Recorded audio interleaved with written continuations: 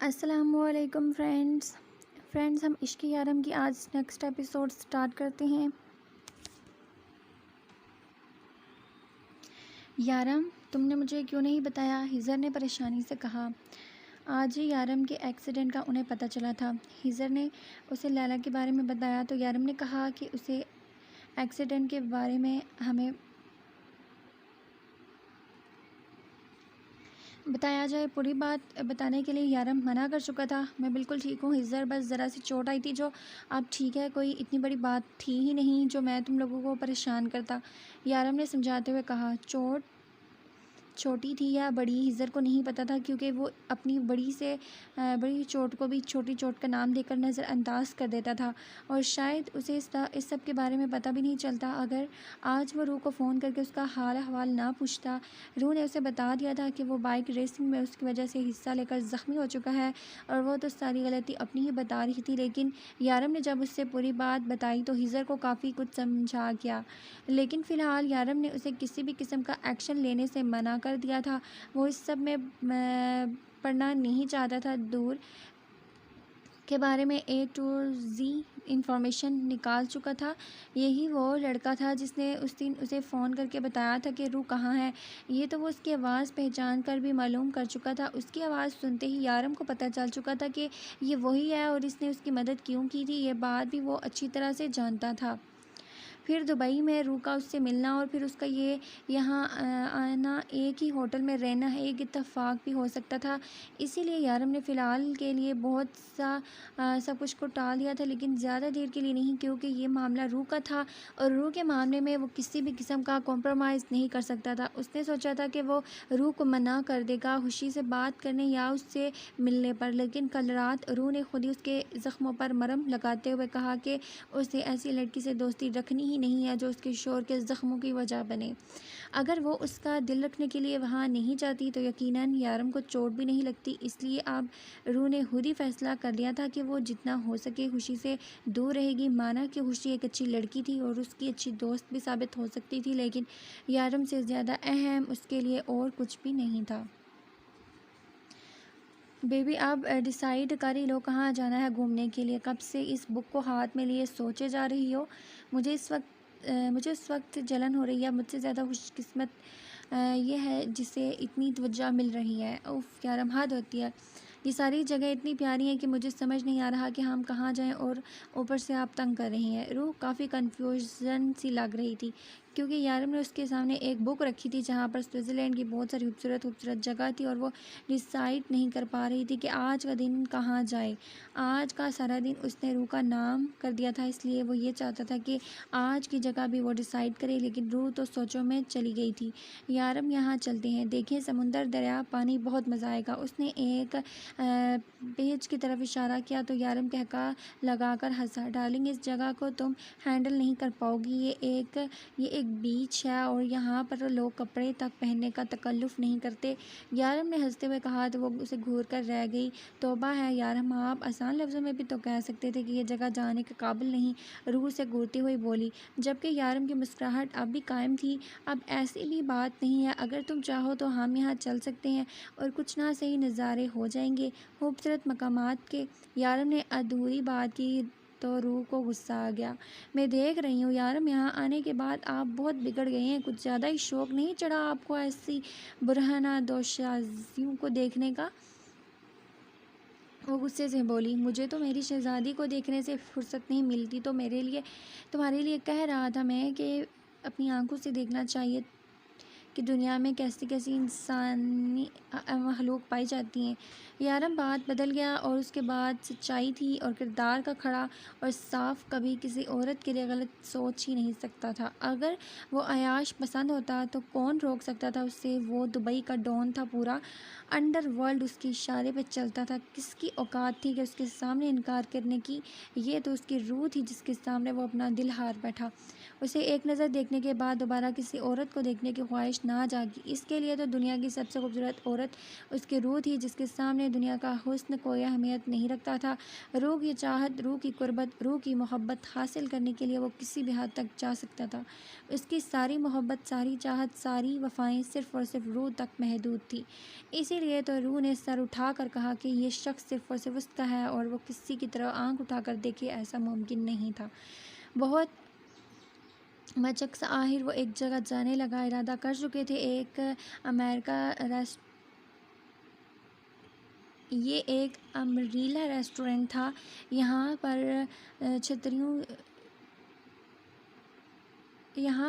پر ہریس چھتریوں جیسی تھی اور روح اسے دیکھنے کے لیے بہت ایکسائٹیڈ تھی۔ تصویروں میں تو اسے یہ جگہ بہت الگ اور کچھ عجیب لگی، لیکن اب وہ اسے لائیو دیکھنے جا رہے تھے۔ ابھی وہ لوگ اپنے ہوٹل سے باہر نکلے تھے کہ سامنے سے خوشی آتی نظر آئی۔ اس کا موڈ خراب ہونے لگا جبکہ اس کے ہاتھ میں بکے دیکھ کر روح نے یارم کی جانب دیکھا تھا۔ یقیناً وہ اس کی تابعداری کے لیے اس کی طرف آ رہی ہے۔ ہیلو، کیسے ہو آپ لوگ؟ آئی ایم ریئلی سوری، بہت زیادہ لیٹ ہو گیا تھا کل، اس لیے میں تمہارے ہسبینڈ کی خیریت پوچھنے نہیں آ سکی تھی۔ یہ آپ کے لیے۔ اس نے پھولوں کا بکے یارم کی جانب بڑھاتے ہوئے کہا تو مروتاً اسے تھامنا ہی پڑا۔ کل آپ کو کافی چوٹ لگی تھی، مجھے بہت برا لگا تھا، لیکن تھینک یو سو مچ ثانیہ کے بیٹے کی جان بچانے کے لیے۔ اگر اسے کچھ بھی ہو جاتا تو اس کی ساری زندگی اسپوائل ہو جاتی۔ ثانیہ میری بہت پیاری دوست ہے، اس کے ساتھ کچھ برا ہوتا تو مجھے بھی بہت برا لگتا، اور درد سے تو کچھ بھی اچھے کی امید کی نہیں جا سکتی۔ وہ بچے کی بھی پرواہ نہیں کرتا، لیکن میں آپ کی بہت شکر گزار ہوں، اور ثانیہ بھی آپ کی شکر گزار ہے۔ وہ آپ سے ملنا چاہتی ہے۔ اس نے اپنے گھر پہ آپ لوگوں کے لیے ڈنر پلان کیا ہے۔ اگر آپ آئیں گے تو مجھے اور ثانیہ کو بہت اچھا لگے گا۔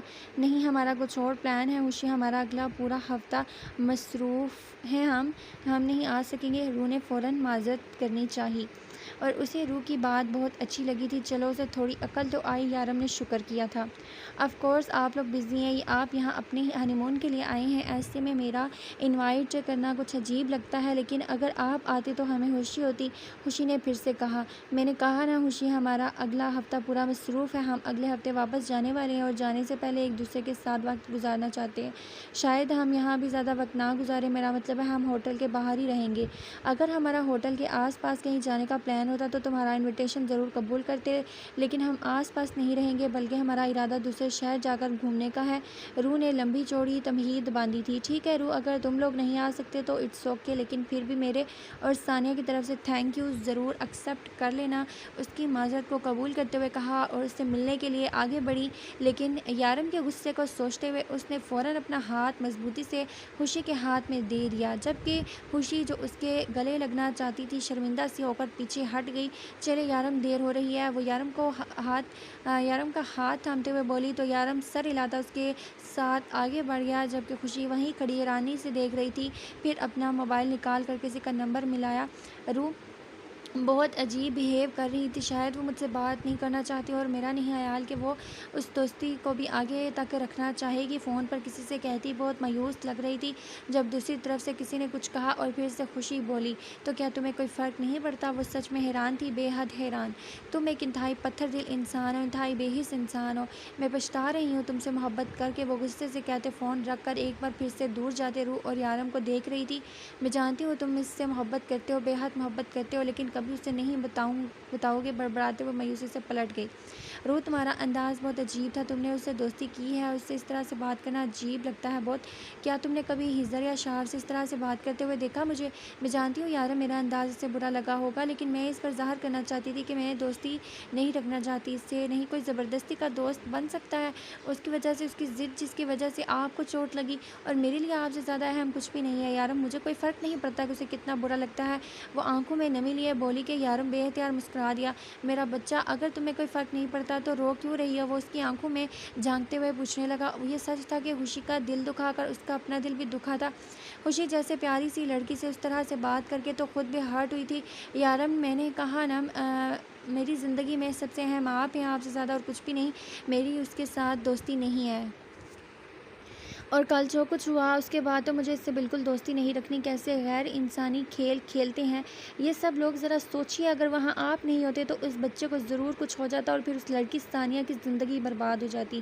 آپ کو پتہ ہے اس کے شوہر کی پہلی بیوی اس بچے کو چھوڑ کر چلی گئی، یہ بچہ اس کا تھا۔ ثانیہ تو بس اس بچے کا خیال رکھتی، اس کی ماں بن کر سوتیلی ہی صحیح، لیکن اس بچے کو ماں تو مل گئی، شاید پیسے اور دولت کی خاطر، لیکن ثانیہ اس کا خیال رکھ رہی ہے۔ ثانیہ کی زندگی بھی بدل گئی ہے، وہ اپنی مرضی کی زندگی گزار رہی ہے، اور اگر اس بچے کو کچھ ہو جاتا تو ثانیہ کی زندگی برباد ہو جاتی اور شاید وہ بچہ بھی زندہ نہ ہوتا۔ نفرت تو مجھے اس آدمی سے ہو رہی ہے جسے کوئی فرق نہیں پڑا کیا وہ انسان تھا، کیا اس دنیا میں ایسے لوگ بھی ہوتے ہیں یارم؟ مجھے تو یقین نہیں آ رہا، کیا کوئی اتنا پتھر دل ہو سکتا ہے کہ وہ کسی کی جان لیتے ہوئے ایک بار نہ سوچے؟ اس سے نفرت مت کرو روح، وہ نفرتوں کے قابل نہیں ہے۔ میں بھی یہ کام کرتا ہوں نا، لوگوں کی جان لیتا ہوں، بے دردی سے ان کا قتل کرتا ہوں۔ یارم اس کا ہاتھ تھامتے ہوئے سمجھانے لگا، نہیں یارم، ایسے گھٹیا انسان کے ساتھ اپنا مقابلہ نہ کریں، آپ کے اندر انسانیت ہے، آپ انسانیت کی خاطر یہ سب کچھ کرتے ہیں، اور وہ حیوان انسان کی شکل میں حیوان ہے، اس کا انسانیت سے کوئی لینا دینا نہیں، جس کی جھلک ہم کل دیکھ چکے ہیں۔ ایسا انسان صرف نفرتوں کے لائق ہو سکتا ہے، اور پلیز اس کے بارے میں بات کر کے ہمارا ہنی مون خراب تو نہ کریں آپ۔ گاڑی اپنی منزل کی جانب بڑھ رہی تھی اور روح نے اسے در کے بارے میں بات کرنے سے منع کر دیا۔ یارم کو بھی یہ ساری باتیں فضول لگی تھی، وہ ایک شخص پر اپنا قیمتی وقت برباد کر رہے تھے۔ اچھا چھوڑو، ہم کیا فضول باتوں میں پڑ رہے ہیں، ہم ایک دوسرے کے بارے میں بات کرنی چاہیے۔ وہ اس کا ہاتھ تھامتے ہوئے اس کی انگلیوں کو لبوں سے لگاتا محبت سے بولا، ویسے ایک بات تو بتاؤ، تمہارا ماموں باپ بننے والا ہے اور بھائی بھی، تمہارے شوہر کی باری کب تک آئے گی؟ ویسے میں اس کام میں محنت تو بہت کر رہا ہوں، لیکن ابھی تک کوئی چانس نظر نہیں آ رہے۔ ذرا اپنے فیوچر بیبی سے پوچھ کر بتانا کہ کب تک آنے کا ارادہ ہے، اسے بھی بتا دو کہ انڈر ورلڈ کے ڈان کو بابا بننے کا شوق چڑھا ہے۔ یارم لمحے میں ساری بات بدل گیا، پھر اس کا چہرہ شرم سے سرخ ہونے لگا تھا۔ وہ کبھی بھی کوئی بھی بات کر سکتا تھا، اس سے کسی بھی قسم کی توقع کی جا سکتی تھی۔ یارم میں کہہ رہی ہوں خاموشی سے گاڑی چلائیں ورنہ مجھے آپ سے بات نہیں کرنی۔ شرم و حیا سے سرخ ہوتے ڈانٹتے ہوئے بولی، مطلب اب میں یہ بات بھی نہیں کر سکتا، کوئی رومانٹک بات بھی نہیں کر سکتا، تمہاری دوستی بات نہیں کر سکتا، اور اب میرے بچوں کی باتوں پر بھی تم نے پابندی لگا دی، یہ تو زیادتی ہے نا؟ وہ ہنستے ہوئے بولا، کوئی زیادتی نہیں ہے، آپ خاموشی سے گاڑی چلائیں، یہ ساری باتیں بعد میں ہو سکتی ہیں، ابھی بہت وقت پڑا ہے۔ وہ ٹالتے ہوئے بولی، اس کی کل چکی شرمیلی سی آواز تو یارم کا دل دھڑکا دیتی، اور وہ امریلا ریسٹورنٹ میں بیٹھے اس خوبصورت جگہ کا نظارہ کر رہے تھے۔ یہ واقعی ایک بہت حسین جگہ تھی، جہاں پر ہر چیز چھتریوں سے مشابہت رکھنے والی بنائی گئی تھی۔ بتایا جاتا ہے کہ اس ہوٹل کے مالک کو چھتری رکھنے کا بہت شوق تھا، اور سردی میں، دھوپ میں، بارش میں، ہر موسم میں چھتری کا استعمال کرتا تھا، اور جب اس نے اپنے اس شوق کو ایک شکل دی تو یہ امبریلا ریسٹورنٹ وجود میں آیا۔ یارم کو تو اس ریسٹورنٹ کی ہسٹری بہت فنی لگ رہی تھی، جبکہ روح بہت خوشی سے سن رہی تھی۔ جب یارم کا فون بجنے لگا، ویٹر کو آرڈر دیتا ہوں اپنا فون لیے باہر چلا گیا، کیونکہ ہوٹل کے اندر سروسز بہت زیادہ مسئلہ کر رہی تھی۔ ابھی اسے گئے ہوئے تقریباً 2 منٹ ہوئے تھے جب ہوٹل کی یونیفارم میں ایک ویٹر اس کے پاس ہے اور کہنے لگا کہ یارم اسے باہر بلا رہا ہے۔ یہ آدمی اردو کیسے بول رہا تھا؟ شاید جانتا تھا کہ وہ پاکستانی ہے۔ وہ زبان کو سمجھنا ایک مشکل ترین کام تھا۔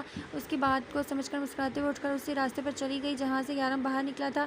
ویٹر نے دور سے اشارہ کیا کہ اسے کس طرف جانا ہے، اور اس طرف جاتے ہوئے اسے احساس ہوا کہ یہاں دور دور تک کوئی نہیں ہے۔ وہ کسی غلط جگہ پر آ گئی، عجیب سنسان جگہ تھی، شاید یہ ریسٹورنٹ کا پچھلا حصہ تھا۔ اسے لگا کہ کچھ گڑبڑ ہے، وہ مزید قدم آگے بڑھانے لگی، اس کے دل بری طرح دھڑک رہا تھا، کچھ تو برا ہونے جا رہا تھا، لیکن کیا؟ اسے سمجھ نہیں آ رہا تھا۔ وہ آہستہ آہستہ قدم اٹھاتے مزید آگے کی جانب جا رہی تھی جب کسی چیز کی آواز سنائی دی، اور ساتھ یارم کی بھی۔ وہ درد سے کرایا تھا، ضرور تڑپتے ہوئے آگے بڑھ رہی تھی، اس کے یارم کو کچھ ہوا تھا، وہ درد میں تھا، اسے تکلیف تھی، اس کی آواز اس نے سنی تھی، اور پھر خاموشی چھا گئی تھی۔ وہ تیزی سے آگے بڑھ رہی تھی، اور پھر کچھ لمحوں میں دیوار کے ساتھ اس کے سامنے ایک ایسا منظر تھا جسے دیکھ کر اس کی روح بھی تڑپ اٹھی۔ کسی نے یارم کو باندھا ہوا تھا، اسے 7 لوگوں نے قابو کیا ہوا تھا۔ سامنے والے آدمی نے پورا کا پورا چاقو اس کے پیٹ میں کھوپ دیا، ایک بار نہیں، 2 بار نہیں، نہ جانے کتنی بار، جبکہ زخمی یارم کے منہ پر لوہے کی کوئی عجیب سی چیز رکھی تھی جس کا نام تک وہ نہیں جانتی تھی، لیکن اسے دھکا دیتے ہوئے وہ اس آدمی کے ہاتھ میں آ گئی۔ یارم کا چہرہ زخموں سے چور تھا، لہو سے سرخ ہوتی آنکھیں۔ یارم نے بس ایک نظر اس کی طرف دیکھا اور وہاں سے جانے کا اشارہ کیا، لیکن قدم جیسے زمین سے جڑ چکے تھے۔ وہ بس 15 سے 20 میں لوگ تھے ان لوگوں نے یارم کو زمین پر پھینکا۔ وہ چلایا جاؤ! اس کی چیخ میں اتنی انتہا کی تکلیف تھی، روح بس بے جان نظر سے یارم کو زمین پر پڑے تڑپتے ہوئے دیکھ رہی تھی۔ پکڑو اس لڑکی کو، جانے مت دینا اسے، آخر یہ ہمارے ڈون دا ڈیول کے دل کی دھڑکن ہے، وہ شخص کہکا لگاتے ہوئے بولا، اور وہ سبھی لوگ روح کی جانب بھاگنے لگے۔ اس میں اتنی ہمت نہیں تھی کہ وہ زمین سے قدم اٹھاتا۔ وہ جانتی تھی کہ اتنی چوٹوں کے بعد، اتنی تکلیف کے بعد وہ یارم کو دوبارہ نہیں دیکھ پائے گی۔ اس کی آنکھیں یارم کے بے جان ہوتے وجود پر ٹھہری ہوئی تھی، جبکہ وہ لوگ تیزی سے اس کی طرف بھاگ رہے تھے۔ آہستہ آہستہ زمین پر بیٹھ گئے، اس کی آنکھیں بند ہونے لگیں، اور جو آخری منظر اس نے اپنی آنکھوں سے دیکھا تھا وہ یارم کے بے جان وجود تھا۔ 1 سال کے اندر 2 اتنے میجر نروس بریک ڈاؤن کے بعد بھی زندہ ہیں، یہ کسی معجزے سے کم نہیں، لیکن زیادہ امید مت رکھیے، ابھی بھی ان کی جان خطرے میں ہے، کبھی بھی کچھ بھی ہو سکتا ہے، میں کوئی گارنٹی نہیں دیتا۔ اس لڑکی کی زندگی سوکھے پتے کی طرح ہے، اور ایک ہوا کا جھونکا اسے موت کی آغوش میں لے جائے گا، ایک ذرا سا جھٹکا بھی اس سے اس کی سانسیں چھین سکتا ہے۔ آج اسے 16 دن کے بعد ہوش آیا، لیکن آپ لوگوں کی ذرا سی لاپرواہی سے ایک بار پھر سے موت کے منہ میں لے جا سکتی ہے۔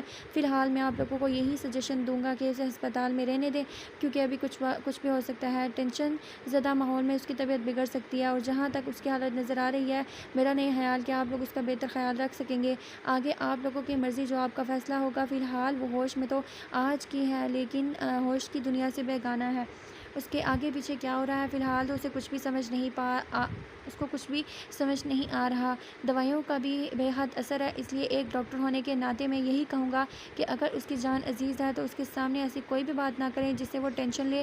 ڈاکٹر اپنی بات مکمل کرتے ہوئے وہاں سے چلا گیا، جبکہ ہیزر اور شارپ ایک بار پھر سے اس بینچ پر بیٹھے تھے جہاں ڈاکٹر کے آنے سے پہلے بیٹھے تھے۔ کل رات تقریباً 2 بجے روح کو ہوش آیا، ان کی سانس میں جیسے سانس آئی، لیکن اب ڈاکٹر کی خطرناک باتیں سن کر وہ پھر سے ٹینشن میں آ چکے تھے۔ ہیزر بے حد پریشان تھا، جبکہ شارپ کی آنکھیں نم تھیں۔ وہ اسے دیکھ کر اس کے کندھے پر ہاتھ رکھ کر دلاسا دینے لگا۔ کیوں ہیزر، یارم اور روح کی زندگی کی خوشیوں کا ٹائم پیریڈ اتنا کم کیوں ہے؟ سب ٹھیک ہوتا ہے، پھر کچھ نہ کچھ ایسا ہو جاتا ہے کہ سب برباد ہونے لگتا ہے، اور اس بار تو سب برباد ہو گیا۔ روح کی حالت دیکھی نہیں جا رہی، اور یارم شارپ پھوٹ پھوٹ کر روتا ہیزر کے سینے سے لگ چکا تھا۔ اللہ پر بھروسہ رکھو شارپ، سب کچھ ٹھیک ہو جائے گا انشاءاللہ، اور یوں نا امیدی کی باتیں نہ کرو، ابھی تو ہم نے روح کا بھی سامنا کرنا ہے۔ ذرا سوچو، جب سے پتہ چلے گا یارم کے بارے میں وہ کیسے برداشت کرے گی۔ ہمیں صبر سے کام لینا ہوگا، اگر ہم ہی ہمت ہار جائیں گے تو اسے کون سنبھالے گا؟ یہ تو خدا کا شکر ہے کہ فی الحال وہ دوائیوں کے زیر اثر ہے، جب وہ ہوش میں آئے گی تب 1000 سوال کرے گی، اور ہمارے پاس کسی سوال کا جواب نہیں ہوگا۔ وہ شارپ کو سمجھاتے ہوئے بولا۔ جب نظر سامنے سے آتے لڑکی پر پڑی، اس کے ساتھ ایک پیاری سی لڑکی بھی تھی، کیسی ہے وہ ہیزر کے سامنے کھڑا پوچھنے لگا۔ انشاءاللہ ٹھیک ہو جائے گی، ہم سنبھالیں گے، تمہیں پریشان ہونے کی ضرورت نہیں، وہ بہت روکھے لہجے میں بولا۔ یقیناً ٹھیک ہو جائے گی، ڈاکٹر کیا کہتے ہیں؟ وہ اس کے لہجے کو نظر انداز کرتا پھر سے پوچھنے لگا۔ درک میں 1000 بار تو میں سمجھا چکا ہوں، اب آخری بار کہہ رہا ہوں کہ اس سے تمہارا کوئی واسطہ نہیں ہے، دور رہو۔ تم نے ہماری مدد کی ہے، ہم تمہارے شکر گزار ہیں، لیکن اب ہمیں تمہاری مزید کوئی مدد نہیں چاہیے، سو پلیز روح سے دور رہو، وہ سخت لہجے میں بولا۔ تم مجھے روکنے کا کوئی حق نہیں رکھتے ہیزر، اور ویسے بھی میں اس سے کوئی تعلق جوڑنے یا رشتہ قائم کرنے نہیں آیا، میں بس اس کا خیال جاننے آیا ہوں۔ اس بار وہ ذرا سختی سے بولا۔ ٹھیک ہے، انشاءاللہ بالکل ٹھیک ہو جائے گی، ہم سب اس کے ساتھ ہیں، ہم اس کی فیملی ہیں، ہم اس کا خیال رکھیں گے، تمہاری ضرورت نہیں ہے ہمیں، وہ چبا کر بولا۔ مجھے پتہ چلا کہ اسے ہوش آیا، میں ایک بار اسے دیکھنا چاہتا ہوں، میں تمہیں اس سے دور رہنے کے لیے کہہ رہا ہوں، اتنی سی بات تمہیں سمجھ کیوں نہیں آ رہی؟ اس پر ہیزر کا لہجہ تیز ہوا تھا۔ میں اسے دور سے دیکھ کر چلا جاؤں گا، اس سے ملنے کی خواہش کا اظہار نہیں، صرف دیکھنے کی بات کی ہے میں نے۔ اس کے انداز نے در کو اچھا خاصا غصہ دلا دیا تھا۔ ہیزر اسے سمجھانے کے لیے آگے بڑھا تو شارپ نے اسے روک دیا۔ ٹھیک ہے، تم اسے دیکھ سکتے ہو، لیکن اندر مت جانا، باہر سے ہی دیکھ کر واپس آ جاؤ، کیونکہ ہم پہلے ہی بہت پریشان ہیں، روح کے سوالوں کا اور جواب نہیں دے سکتے۔ شارپ نے ہیزر کو روکتے ہوئے اس سے کہا تو وہ ہاں میں سر ہلاتا کمرے کی طرف چلا گیا۔ اس نے دیکھا وہ ہوش میں تھی، لیکن پھر بھی اسے کسی چیز کا ہوش نہیں تھا، بس آنکھیں کھولے چھت کو گھورے جا رہی تھی۔ ایک نروس بریک ڈاؤن سے انسان کی جان چلی جاتی، لیکن اس نے ایک ہی سال میں 2 میجر نروس بریک ڈاؤن اپنی ننھی سی جان پر جھیل لیے۔ یارم کی حال دیکھتے ہی وہ دماغی طور پر بالکل بے جان ہو چکی تھی، اس کا یارم اس کے سامنے دم توڑ رہا تھا۔ آہستہ آہستہ یارم کی آنکھیں بند ہو گئی تھی، اور اس کے ساتھ یہ روح بھی ہوش و حواس سے بیگانہ ہو گئی۔ اس نے اپنی آنکھوں کے سامنے اپنے یارم کو مرتے دیکھا تھا، وہ منظر یاد آتے ہی جیسے وہ ہوش کی دنیا میں آئی تھی وہ ایک دم آف کنٹرول ہوتی چلانے لگی، جس پر روح تیزی سے کمرے کی طرف بڑھ رہا تھا۔ درک یارم وہ لوگ مار رہے ہیں، کوئی بچاؤ، میرے یارم کو بچاؤ، مت مارو میرے یارم کو بچاؤ، ماموں میرے یارم، شارپ بھائی میرے یارم کو بچا لے، یارم نہیں، مت مارو یارم، اس کی آواز پورے ہسپتال میں گونج رہی تھی۔ وہ پاگلوں کی طرح چیخ چلا رہی تھی۔ ڈاکٹر تیزی سے کمرے کی طرف آیا اور اس کے پیچھے نروس انجیکشن لیے آ رہی تھی۔ نرس، کنٹرول کرو، ان کو بھی انجیکشن دینا ہوگا، وہ عربی میں کہتا تیز تیز روح کو کنٹرول کرنے کی کوشش کر رہا تھا جب ڈرک نے غصے سے اسے دھکا دیا۔ خبردار جو تم نے اسے انجیکشن دیا، ابھی اسے ہوش میں آئے ہوئے وقت کتنا ہوا ہے کہ تم اسے ایک بار پھر سے اس اندھیرے میں بھیجنا چاہتے ہو؟ ڈاکٹر کو دھکا دے کر وہ انتہائی غصے سے بولا تھا، جبکہ ڈاکٹر پریشانی سے اسے دیکھنے لگا۔ یہ بہت ضروری ہے سر، ان کی حالت بگڑ جائے گی، اس طرح سے یہ ٹھیک نہیں ہو سکتی، ہمیں انجیکشن دینے دیجیے، اگر یہ ہوش میں رہی تو وہ ساری چیزیں یاد کر کے ایک بار پھر سے اپنی جان کو خطرے میں ڈال لیں گی۔ ڈاکٹر نے اسے سمجھانا چاہا، خبردار جو تم اس کے پاس بھی یہ لے کر آئے، کوئی انجیکشن نہیں لگے گا روح کو، وہ اسے دور کرتے ہوئے کہنے لگا۔ تو کیا آپ کے پاس ان کے سوالوں کا جواب ہے؟ کیا آپ انہیں کنٹرول کر سکتے ہیں بنا انجیکشن کے؟ ڈاکٹر جیسے اس سے چیلنج کر رہا تھا۔ ڈاکٹر، اس آدمی کا دماغ خراب ہے، پلیز آپ اپنا کام کریں۔ کمرے کے اندر آتے ہیزر نے روح کے دونوں ہاتھ تھامے تھے اور ساتھ ہی ڈرک کو دیکھتے ہوئے ڈاکٹر کو مخاطب کیا، میرا دماغ خراب ہے تو خراب نہیں رہنے دو، لیکن خبردار جو کسی نے روح کی طرف قدم بھی بڑھایا۔ وہ ہیزر کو دیکھتے ہوئے غصے سے بولا، کیا تم اسے مارنا چاہتے ہو؟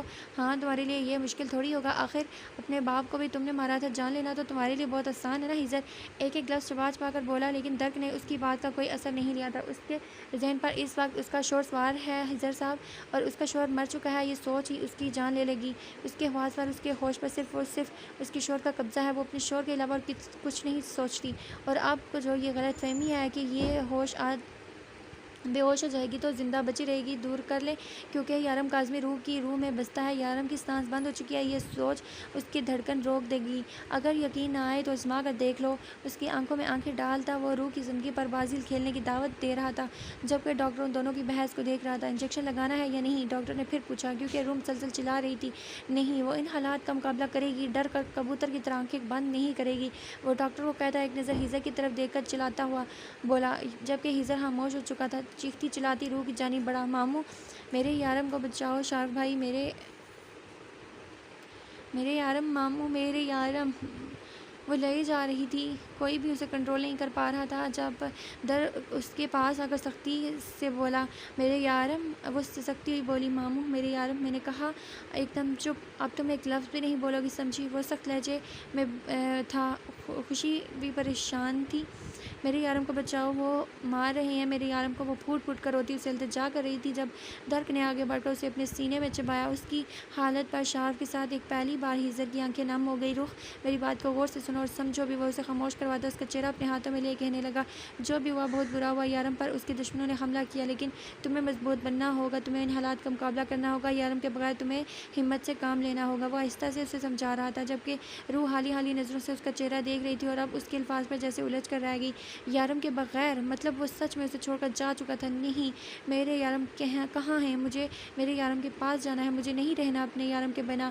ماموں، شارک بھائی میرے یارم، یہ آدمی میرے یارم، مجھے میرے یارم کے بغیر رہنے کا کیوں بول رہا ہے؟ وہ ڈرک سے ہلاک ہوتے ہوئے اسے دھکا دینے لگی۔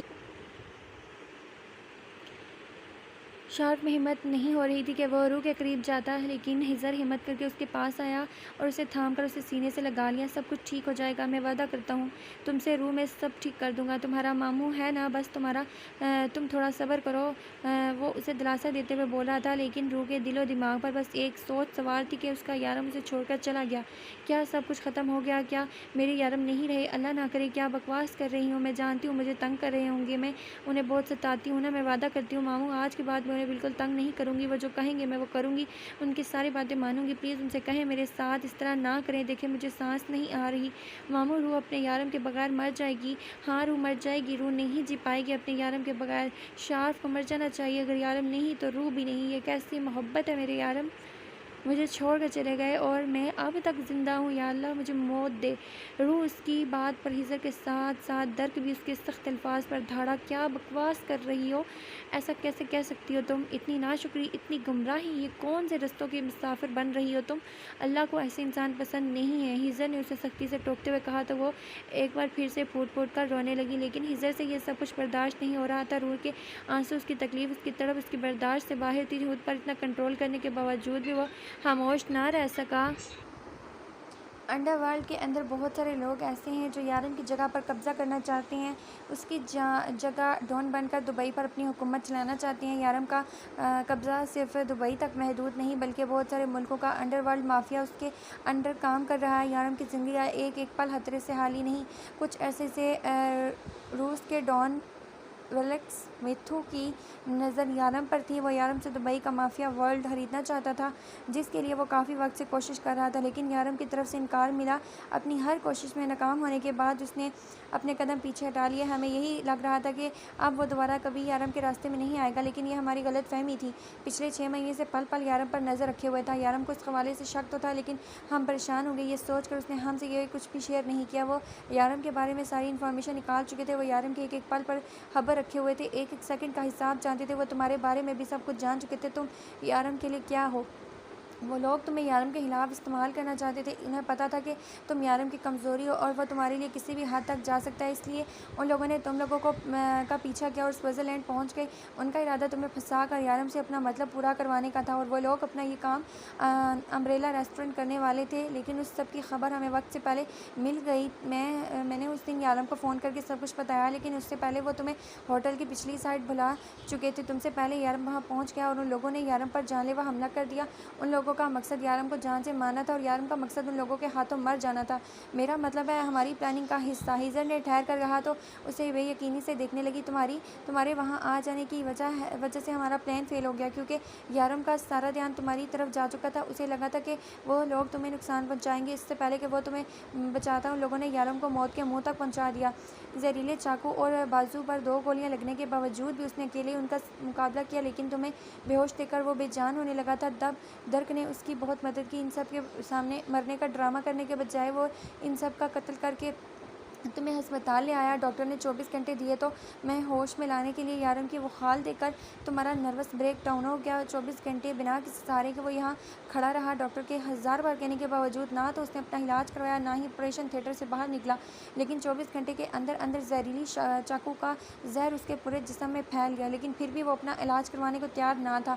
اسے بس روح سے مطلب تھا۔ 24 گھنٹے کے بعد ڈاکٹر نے تھوڑی سی امید دلوائی، لیکن زہر پھیلنے کی وجہ سے انفیکشن ہو گیا تھا، جس کی وجہ سے وہ بے ہوش ہو گیا۔ دبئی میں اس کا کوئی علاج نہیں۔ پچھلے 16 دن سے اسے صرف 1 گھنٹے کے لیے ہوش میں لایا جاتا ہے، باقی سارا وقت اسے بے ہوش رکھا جاتا، جب بھی اس کے جسم سے زہر کا اثر ختم نہیں ہو جاتا۔